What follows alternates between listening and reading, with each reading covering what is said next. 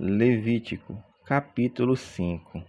E quando alguma pessoa pecar, ouvindo uma voz de blasfêmia, de que for testemunha, seja que ouviu ou que o soube, se não o denunciar, então levará sua iniquidade. Ou quando alguma pessoa tocar em alguma coisa imunda, seja corpo morto de besta fera imunda, seja corpo morto de animal imundo, seja corpo morto de réptil imundo, ainda que ele for oculto, contudo será ele imundo e culpado. Ou quando tocar em imundícia de um homem, seja qual for a sua imundícia, com que se faça imundo, e se lhe for oculto, e o souber depois, será culpado. Ou quando alguma pessoa jurar, pronunciando temerariamente com seus lábios, para fazer mal ou para fazer o bem, em tudo que o homem pronuncia temerariamente com juramento, e lhe for oculto, e o souber depois, culpado será de uma dessas coisas. Será, pois, que, culpado sendo numa dessas coisas, confessará aquilo em que pecou, e a sua expiação trará ao Senhor pelo seu pecado que pecou, uma fêmea de gado miúdo, um cordeiro ou uma cabrinha pelo pecado. Assim o sacerdote por ela fará expiação do seu pecado. Mas se a sua mão não alcançar o que basta para gado miúdo, então trará em expiação da culpa que cometeu ao Senhor 2 rolas ou 2 pombinhos, uma para expiação do pecado e outra para o holocausto.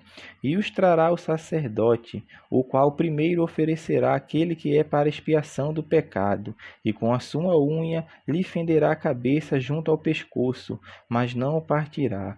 E do sangue da expiação do pecado espargirá sobre a parede do altar. Porém, o que sobejar daquele sangue espremer-se-á à base do altar. Expiação do pecado é.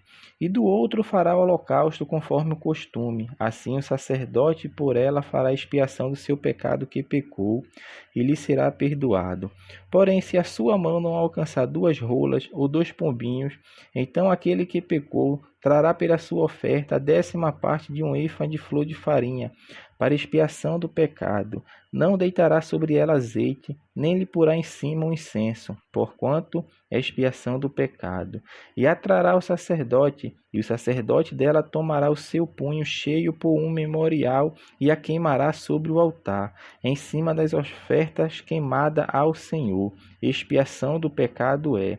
Assim, o sacerdote por ela fará expiação do seu pecado, que pecou em alguma dessas coisas, e lhe será perdoado, e o resto será do sacerdote, como a oferta de manjares.